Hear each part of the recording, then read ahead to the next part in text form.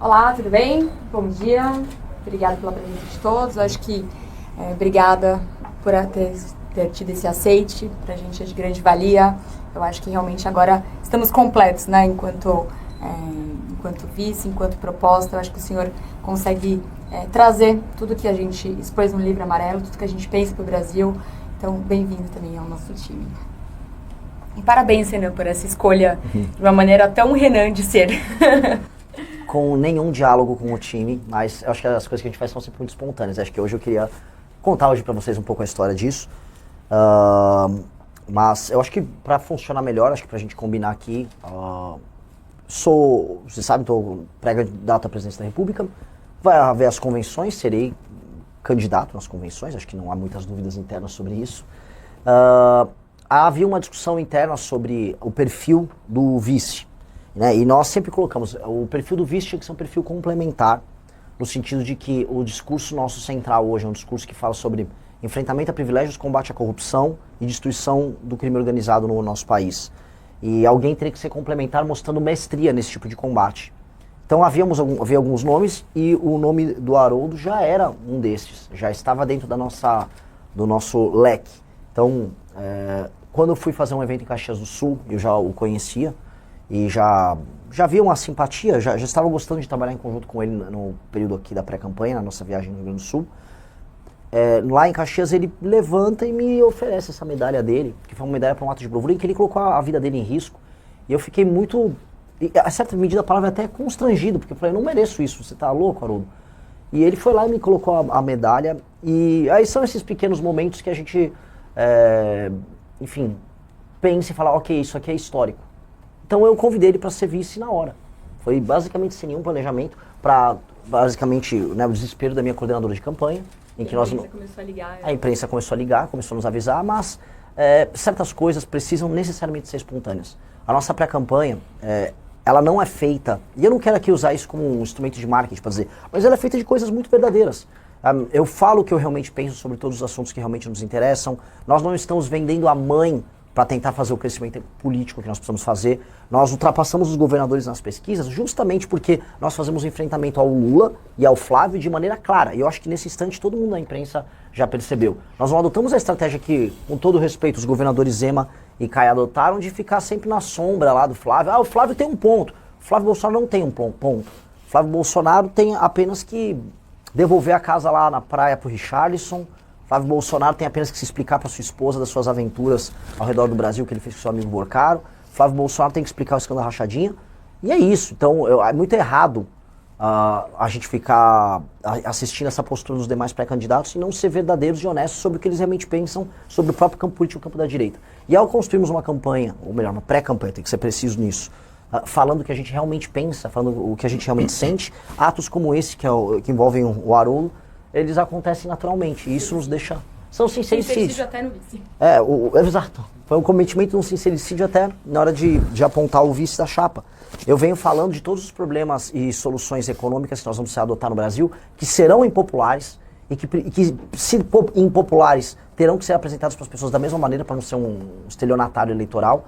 E ao fazer isso, novamente, e não se preocupar com as consequências em falar o que pensa e falar o que sente, estranhamente a gente cresce. E a gente vem crescendo do 1% aos 8% da última pesquisa Atlas, fazendo basicamente isso, fazendo um caminho muito sincero. Houve algumas conversas, que infelizmente algumas a gente ainda está em condições de revelar, sobre partidos querendo se aproximar para nomear vice, só que essa é a eleição de estreia do Partido Missão. A gente não está afim, não estava em nenhum momento afim de comprometer a nossa atuação com práticas que a gente não concorda, especialmente práticas do ponto de vista eleitoral. Nós não queremos nos comportar aqui como os únicos puros, os únicos perfeitos, mas a classe política brasileira ela está muito viciada no método eleitoral presente. E a gente fala não só da compra de votos, que é a premissa, a base do modelo eleitoral que nós temos aqui, mas também de um uso extensivo de dinheiro, compra de influenciadores que não bate com a gente. Então a gente falou, não será assim, vamos fazer uma chapa pura. E nesse sentido, a aproximação com o Haroldo foi muito, muito natural. Foi um processo natural. Eu acho que precisava alguém complementar. Meu maior problema é um problema de validação. Se eu fosse falar em termos meramente eleitorais, validação e aceite por parte das pessoas mais velhas. né? As pesquisas nos mostram que há um gap de gênero, de sexo aqui, coloquem um termo que preferir, mas quando a gente vai se aproximando das mulheres que realmente nos conhecem, a gente vai bem. O problema, de fato, é uma validação dentre as pessoas mais velhas, dado que eu sou um pré-candidato mais jovem e que desafia, em grande medida, os dois ídolos das pessoas mais velhas. O Lula, ele vai muito bem entre as pessoas com mais de 60 anos, e o Flávio Bolsonaro vai por causa do pai também, com as pessoas de 50 anos para cima. E o recado que está dado nisso é como se eu fosse um jovem desafiante junto aos ídolos dessas figuras. Então, uma figura como o do Haroldo é muito importante para mostrar que as pessoas mais velhas não precisam ficar presas nessa dicotomia. Os mais jovens, como a pesquisa Atlas mostrou, não estão presos. A dicotomia e a tal da polarização, quem quebrou fomos nós entre os mais jovens. Isso precisa ficar muito claro. Não foram nossos adversários. Todas aquelas construções de Simone Tebet da última eleição, ou mesmo o desenho dos governadores, aquilo fracassou. O que a pesquisa Atlas, agora dessa última semana, nos mostrou dentre os mais jovens, quem nos conhece, nós quebramos a dicotomia. A dicotomia, ela está morta e ela está sendo sepultada. E onde ainda existe a dicotomia, com o lulismo e o bolsonarismo ainda de pé, é com pessoas que ainda não nos conhecem. Então, naturalmente, nós precisamos mostrar que há uma porta de saída para esses eleitores, que eles não precisam ficar presos no engano, que é o engano do lulismo, que é o engano do bolsonarismo. O Haroldo foi uma pessoa que esteve no PL, o partido do Bolsonaro. Ele fez de maneira autônoma sua transição até o nosso grupo político. Eu acho que isso isso serve como uma espécie de exemplo, eu diria uma espécie de paciente zero, né? Ele é o primeiro dos homens da geração dele, uma figura do universo militar, do sul do Brasil, uma figura com uma diferença de idade com relação a mim, que olha e faz uma escolha consciente sobre um caminho que as gerações mais novas já adotaram. Então, eu acho que isso é muito simbólico, eu acho que isso é verdadeiramente bonito, e aí isso vai nos ajudar com certeza a fazer com as gerações restantes que ainda precisam nos conhecer o que nós já fizemos com os mais jovens, que é demolir a dicotomia Lula e Bolsonaro. Nós faremos isso de maneira clara. Passar a palavra, se quiser dar uma palavra aqui, e aí a gente abre para as perguntas com vocês, pode ser? Quando nós olhamos para o Renan,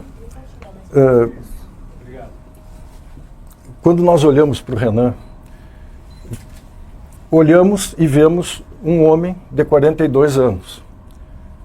Eu olho o Renan, vejo este homem de 42 anos, mas também vejo em ti, Renan, um espírito milenar. Intuo que nós estamos cercados por espíritos de luz. E não necessariamente só os corpos físicos aqui presentes. Dito isto, antes de prosseguir brevemente, quero saudar os colegas jornalistas aqui presentes. Tenho o privilégio de atuar desde 1987 como jornalista militar, convidado que fui para fazer o Jornal dos Cadetes da Brigada Militar do Estado do Rio Grande do Sul, e com uma produção profícua de jornais, livros e revistas, fiz jornalismo na UBRA e depois na Uniriter. Então quero saudá-los nessa condição e elogiar, reconhecer os veículos da RBS e da Rede Record no Rio Grande do Sul que trataram o lançamento pelo Renan da nossa pré-candidatura à vice-presidência da República com muito respeito e profissionalismo. Lendo a matéria do Correio do Povo e da Zero Hora Hoje, que me foi mandada por amigos do Rio Grande do Sul, eu fiquei muito emocionado com o respeito da imprensa. A responsabilidade que eu tenho como gaúcho é gigantesca. Eu não vou decepcionar os gaúchos e muito menos o povo brasileiro ao lado do Renan. E oro todos os dias para o povo brasileiro olhar com o respeito que nós olhamos para o Renan e ungí-lo com a presidência da República, porque eu sinto no meu coração. O Renan não é a terceira via. O Renan, para mim, é o único caminho a ser seguido, pelo histórico do governo atual e o histórico do governo que eventualmente poderia ser exercido por Flávio Bolsonaro. Considerando o histórico político de ambos, onde a improbidade administrativa, usarei um termo genérico, ela foi vilipendiada. E quando eu olho para o Renan, e vou concluir agora, eu lembro do artigo 37 da Constituição Federal do Brasil. Lá estão elencados os princípios básicos da administração pública. E é fácil memorizarmos, porque a palavra alude à limpeza, limpe, legalidade, impessoalidade, moralidade, publicidade e eficiência. Lendo o que significa cada uma dessas palavras, eu vejo estas palavras amalgamadas no nosso pré-candidato à presidência da República. Então me perfilo e presto a minha continência garbosa e bem sincera à nação brasileira e ao próximo presidente do Brasil, com a permissão dos brasileiros que vão nos assistir. Presidente.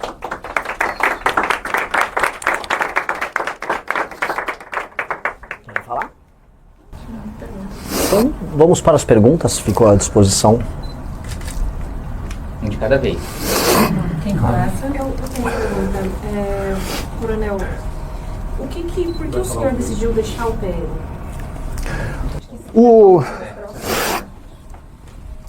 Em 2018, eu olhei a candidatura de Jair Bolsonaro contra tudo aquilo que nós estamos vivendo naquele momento do país e decidi apoiá-lo como eleitor.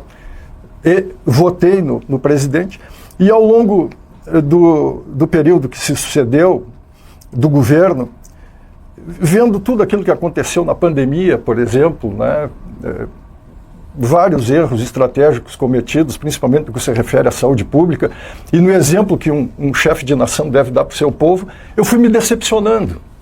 E aí, em 2024, ainda concorri lá a vereador em Porto Alegre pelo PL, fui boicotado, o pessoal não me botou na televisão, talvez por eu ser um homem independente, né? Não me guio aí por vaidades, muito menos por aspirar a algum benefício pela candidatura.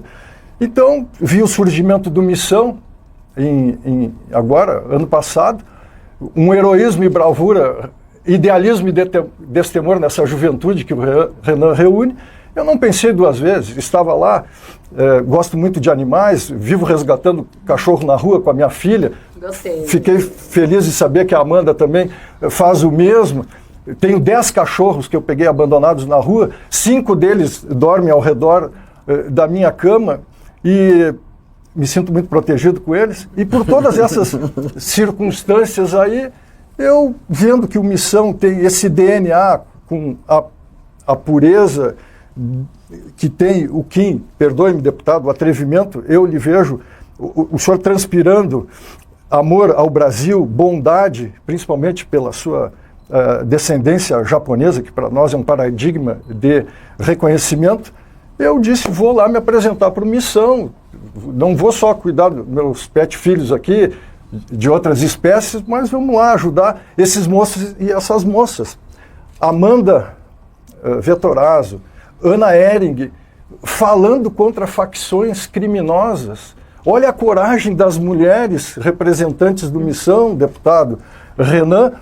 Eu vou ficar lá na minha trincheira? Não, peguei, tirei o pijama, o pessoal em casa protestou um pouco, mas eu disse, não, eu vou lá me apresentar.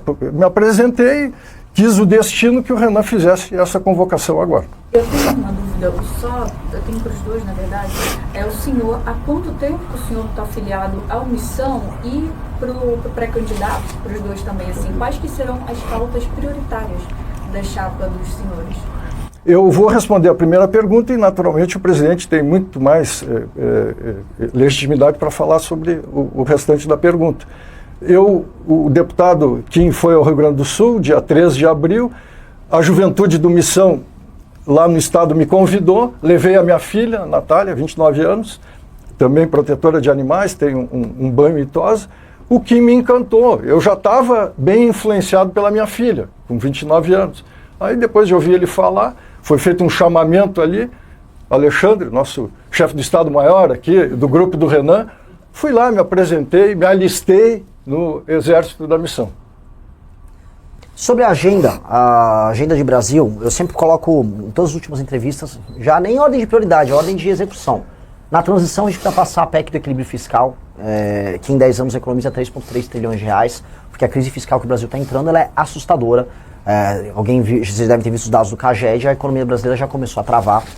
nós temos que fazer alterações nas leis penais, leis de execução penal, e trazer o que a gente chama de direito penal do inimigo para que o presidente da República, já a partir do dia 5 de janeiro, possa iniciar um combate muito duro com relação a facções, para permitir que os brasileiros possam andar na rua e usufruir da sua liberdade, que hoje é meramente nominal.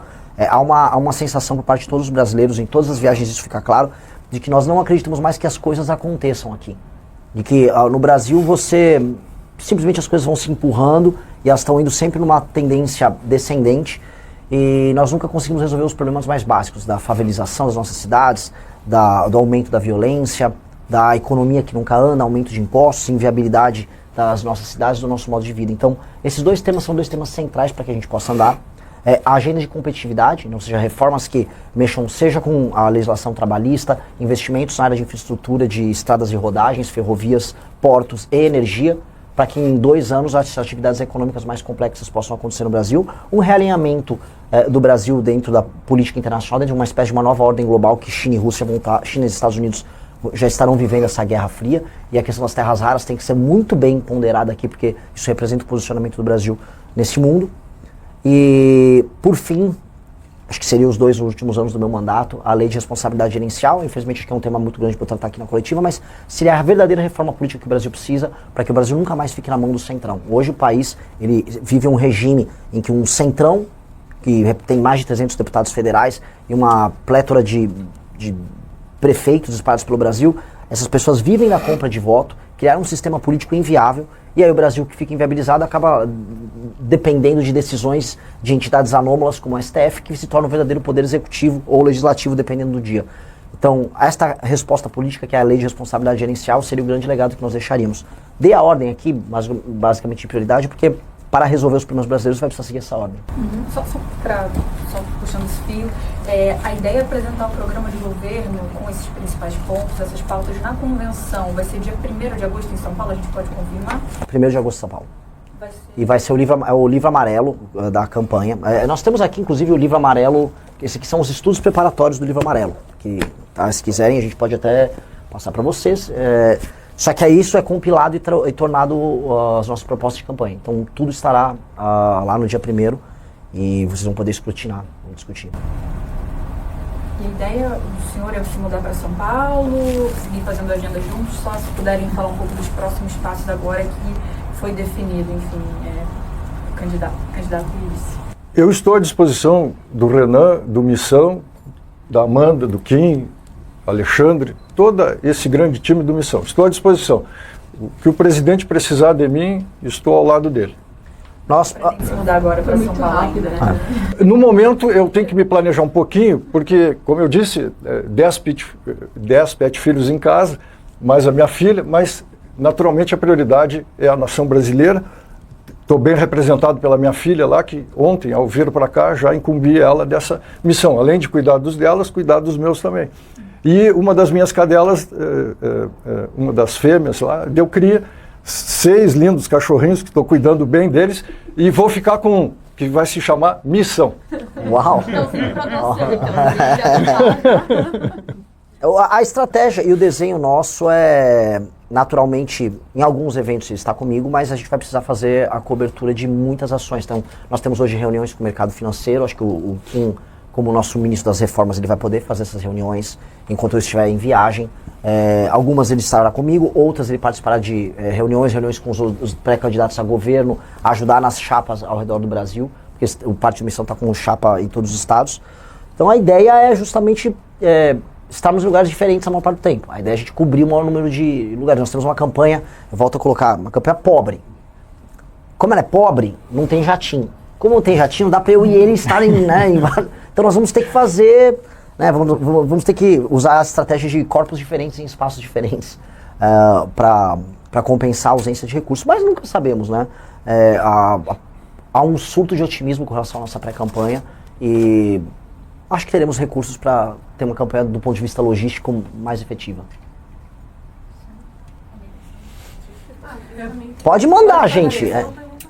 Vocês estão tímidos. Não, eu tô falando porque pelo amor de Deus. Deputado, o senhor ia disputar o governo de São Paulo? Qual o motivo pela desistência?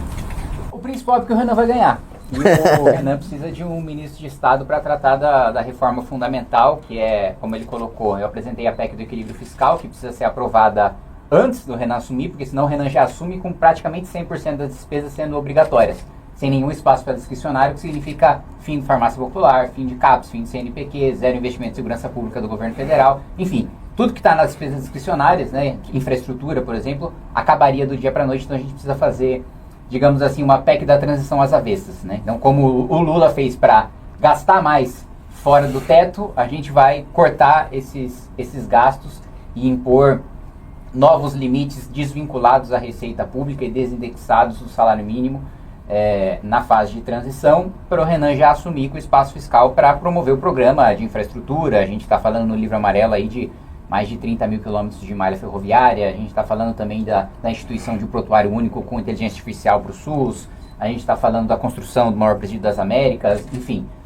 bastante coisa que vai exigir investimento, e a gente vai abrir. Países desenvolvidos têm ali 60%, 70% do orçamento discricionário, a gente tem 4%. Né? Então, esse espaço que a gente vai abrir, que precisa de um ministério para fazer essa reforma, além de um pente fino de uma reforma que a gente vai precisar fazer nos 50 mil cargos de livre nomeação que o presidente da República vai ter.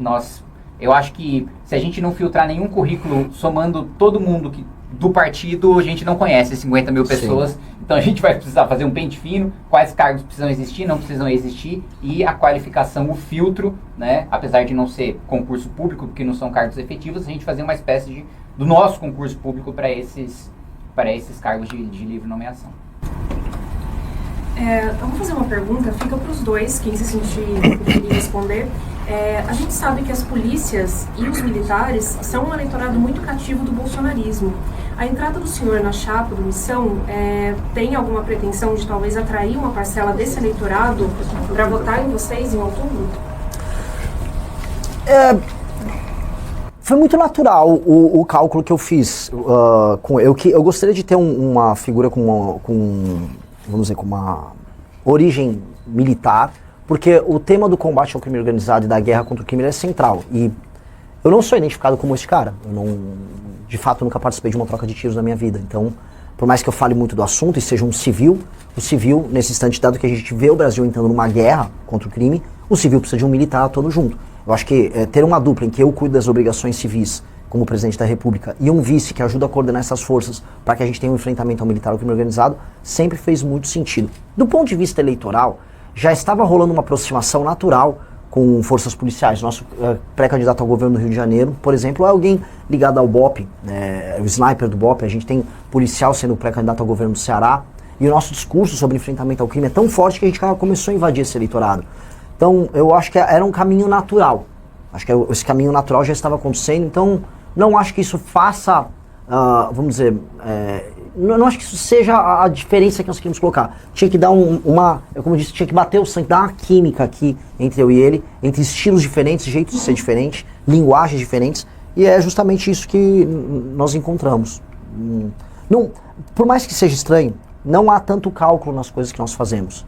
Dia desses eu estava dando uma entrevista lá em Caxias do Sul também, e eu falei, olha, nosso planejamento era primeiro o partido ficar pronto, depois eu aparecer nas pesquisas, depois eu ultrapassar os governadores, depois bater 10% até agosto, e aí derrotar o Flávio, né? E aí vai para o segundo turno e eu derroto o Lula. Não é que tinha um plano, eu só falei isso uma vez, aí muita gente falou, nossa, o cara tem um planejamento. Eu não tinha planejamento nenhum. A gente só apenas saiu viajando pelo Brasil falando o que a gente pensa. As coisas são muito mais espontâneas do que a gente imagina. Então, é ele porque tinha que ser ele. Acho que é isso que eu penso. Presidente, sim. Me sinto muito honrado em estar ao lado do Renan, com este olhar que ele tem de preocupação de defender a nação brasileira de facções criminosas que hoje já dominam 1/4 do território nacional. São 40 milhões de brasileiros sob o jugo de facções. Isso sim é uma ameaça real à nossa soberania. E com a moral que eu tenho, eu sou 100% ético, 100% responsável, e reconheço esses mesmos valores no Renan, honestidade, integridade, e por ser assim, eu me comunico com o melhor da polícia brasileira, militar e civil.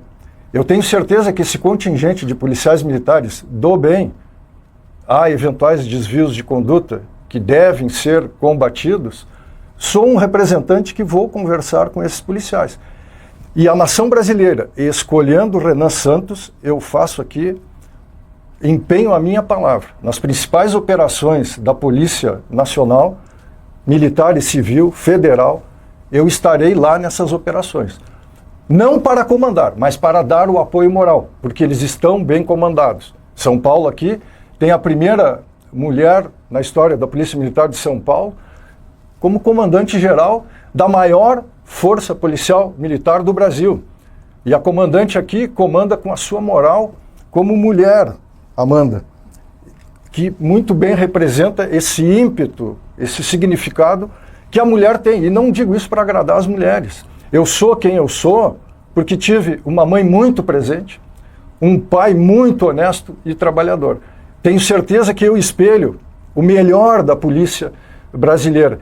E como o Renan estabeleceu como prioridade, como bandeira, combater as facções em defesa da nação brasileira, estou ao lado dele e tenho certeza que nós vamos vencer essa guerra, por mais difícil que o cidadão que está oprimido lá, principalmente na periferia, ele possa achar que não tem solução. A pior solução é nós não enfrentarmos o problema com a esperança que o Renan desperta no melhor dos brasileiros. O trabalhador, aquele que levanta cedo e volta tarde para casa, aquele trabalhador que espera uma solução para os seus problemas. Essa solução, para mim, se chama Renan Santos. Ô, candidato, o senhor, as pesquisas apontam que o senhor ainda tem, dentre os candidatos, tem um dos maiores desconhecimentos, se não o maior. Como que o senhor pretende vencer esse desconhecimento? É por meio de redes sociais? Como o senhor falou, sua campanha não tem tantos recursos assim, tem a cota mínima ali do fundo. Como o senhor pretende vencer o desconhecimento? Essa é a pergunta de $1 trilhão, né? Mas eu vou ser bem claro sobre ela. O eleitor vai precisar me conhecer. E o eleitor, ele vai se abrir a novas opções a partir do momento que passar a Copa do Mundo. Copa do Mundo é um momento que as pessoas estão falando de outros assuntos. Naturalmente o engajamento de todo mundo nas redes sociais cai. E a partir do momento que passar esse período da Copa, o eleitor vai ter que começar a olhar, seja para as redes sociais ou seja para a mídia tradicional, e procurar suas opções. Por que ele vai me conhecer e por que ele vai ter esse ímpeto em me conhecer mais que os demais? A questão estritamente lógica. Flávio Bolsonaro não tem chance contra o Lula em qualquer cenário do segundo turno, e as chances dele vão diminuir porque o envolvimento dele, seja com o crime organizado do Rio de Janeiro, seja com o senhor Vorcaro, seja com o Porto do passado, vão inviabilizar ele.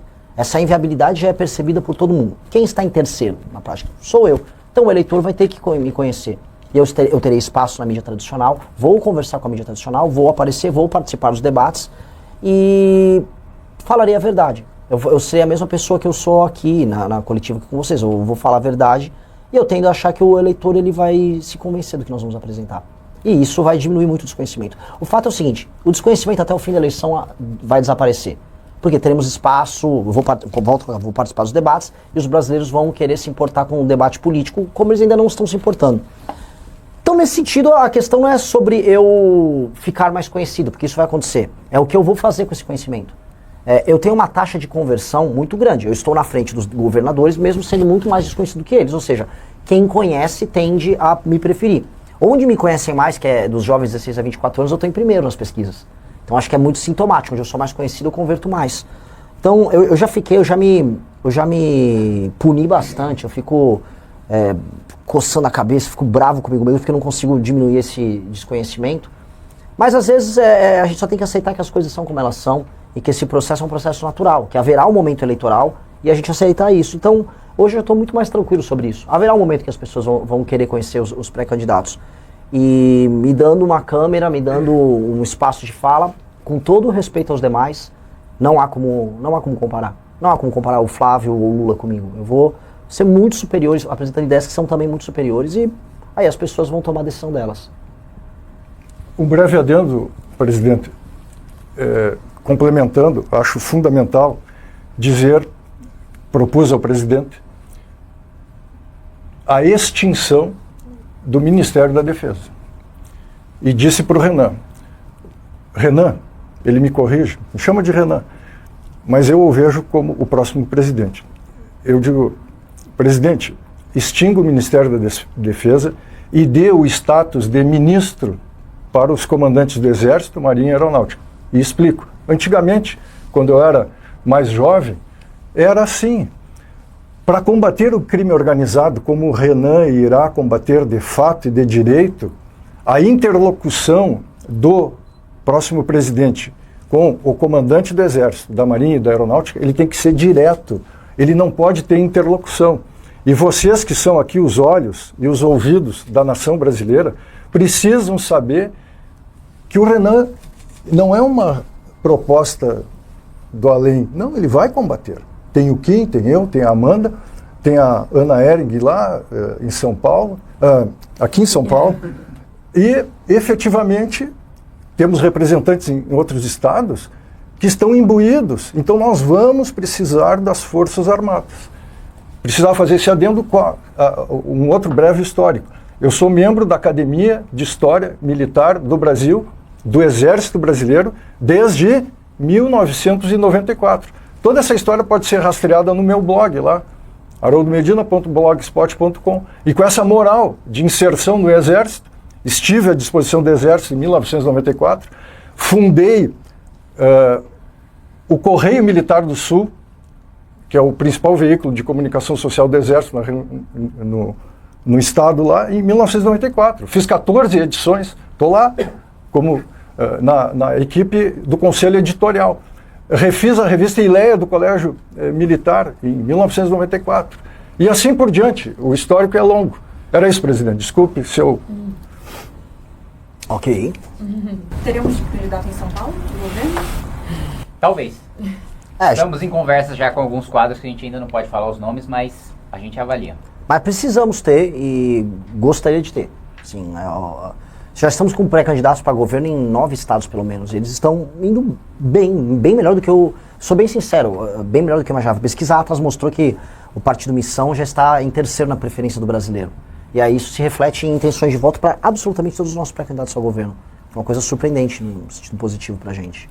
Uma coisa importante de colocar em relação às candidaturas ao governo é que a eleição acaba sendo muito nacionalizada aos governos. Acabou aquela história de se eu tenho máquina, se eu tenho apoio regional, eu venço.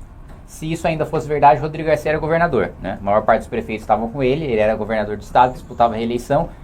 A eleição do Tarcísio foi basicamente não pelo carisma próprio dele, mas pela nacionalização da eleição. Então acho que a candidatura do Renan fortalece bastante e nesse sentido é importante ter uma candidatura no estado de São Paulo, por isso que a gente se esforça para formar essa chapa e para anunciar para vocês caso a gente confirme. Vamos aqui. Não, o senhor acha que mulher vota mal? Depende da mulher. Tem mulher que vota muito mal, tem mulher que vota bem. As mulheres, por exemplo, urbanas em Nova York, nos Estados Unidos, acho que votaram muito mal, fizeram campanha para o Mandame e votaram mal. Agora, em geral, uma mulher urbana negra aqui numa cidade como São Paulo, ela costuma votar melhor do que suas contrapartes de classe média, como homens mais velhos que bolsonarizam. Depende muito. Isso aí, pessoas podem votar mal, pessoas podem votar bem. Eu votei bem. Espero que vote bem nessa, mano. Eu vou votar bem, né? Pode ter certeza. Mais alguma pergunta? Fechou?